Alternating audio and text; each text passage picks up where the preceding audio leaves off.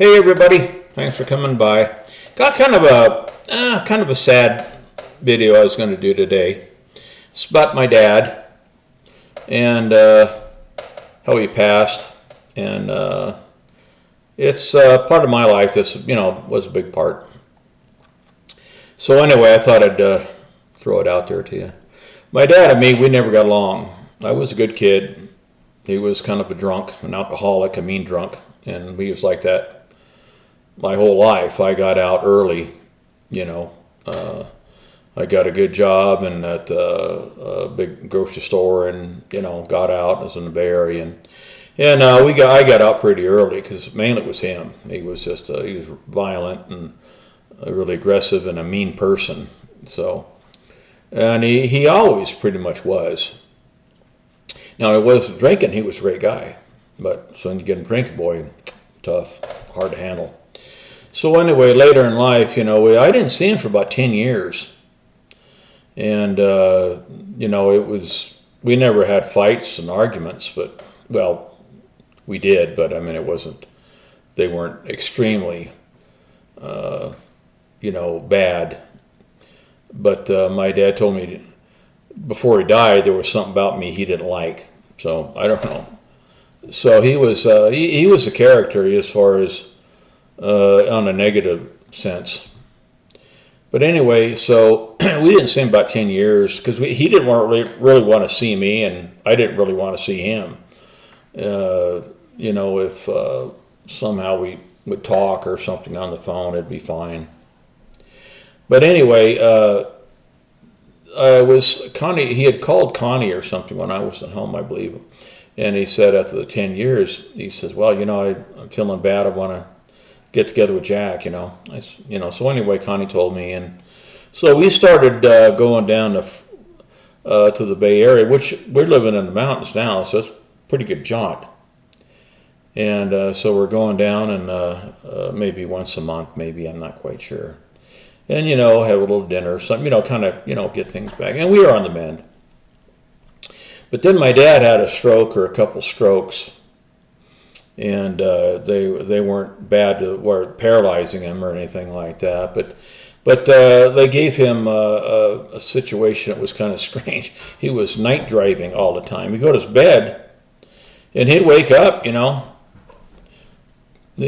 he took the car out, and the slippers were wet, walking around the yard or the apartment complex to get to his car, and this is every night. And people were saying, "Hey, where'd you go last night at 3 o'clock in the morning, Ray?" And so he had to lock the car, give the keys to the neighbor, because I guess when you're sleepwalking, you know where everything is. So he'd grab the keys and head out. So he had to do that, and it was getting harder for him to see and hear and drive and things like that. And the wife's coming in. I'm just finished up one. Okay. And so anyway, in a little bit of time, after that, we decided we wanted to help him out. So we ended up, we got a hold of him and said, "Hey, Dad, I'd like to, if you want to spend the night, or not the night, but if you want to move in with us, that'd be fine. We could make a place for you." And he jumped on it. I was surprised, So he ended up moving in with us, and we at the time had a real small house, and it was we had to add on a bedroom and a bathroom and things like that. And he moved in, and he lived with us for, I guess, about 5 years. And the 5 years he passed, and but in the meantime, it was one little funny story. I guess it's funny, maybe not, but we had to go to town with the kids and everything, and we had these, I had a dog or two and stayed back with him. He'd sit on the deck and drink his beer while we were gone. He didn't get really so drunk he couldn't deal with himself, but he was a drinker every day. And he one day decided he was going to take a walk around the property. Well, I got 55 acres. That's a lot of property, and there's all dirt roads around. There's nobody out here but me. There was nobody living down below.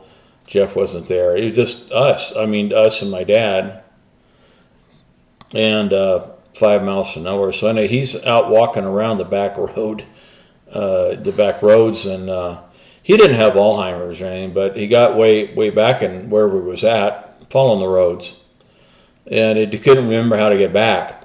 So he's, you know, so he's getting nervous, and I guess he remembered, hey, the dogs know how to get back. So he said, go home. So the dogs let him home. So I thought it was a pretty good deal. When he first moved in with us, he was pretty much outgoing, a lot more outgoing than he was when he was, toward the end. He wanted to take us out to breakfast and, do things like that, and, go shopping or, stuff like that. But as he got a few years of being up here, he started losing his sight. His hearing got dull, and at night he'd listen to the radio, and he was down the hallway, and it would just be blaring, and we could hardly sleep half the time. It was so loud. But anyway, at the end, he started pulling away. He didn't really want to go anywhere and not do much, and I can't blame him. He couldn't drive anymore. He ended up kind of walking with a cane. Didn't like go to doctors. We took him. We had to go, but he didn't. So anyway, one day I was at my buddy's doing my working on our muscle cars over there and his muscle cars, and having a good time. And Chad called me up and said, "Hey, Dad, Grandpa didn't get up today." I said, "Uh-oh, I'll be down." So they had called the 911 or whatever, and as I pulled up, it takes about 40 minutes to get back home, and there was a bunch of highway patrol blocking the road and all that. And so I came, they let me through, obviously, but came in, and my dad had a massive, found out later it was a massive heart attack. Just the guy that did the autopsy said he was dead before he hit the floor. So it was, then I went in, and he had gotten up out of the bed. I guess he was starting to have the heart attack, and he took a couple of steps, and just fell down by the bed and was on the ground. So anyway, he was still there, and it was a sad time. I never thought I would ever cry when my dad died. I don't know why. There just wasn't a lot there between us. We didn't hate each other, but there just wasn't anything there. But when the ambulance pulled up and they had him on the sling thing, and they were carrying him down the steps, I broke down then. It was a sad time. But anyway, my dad he was a good guy, but he had a lot of issues. That's like maybe we all do. But anyway, that's a short little time of it. I could have a lot more said about the days we had with my dad and the good times and stuff like that, but I don't think it would. I don't know. It's not really what my channel's all about, but I thought I'd throw it in. It is part of my life and Connie's life and stuff too.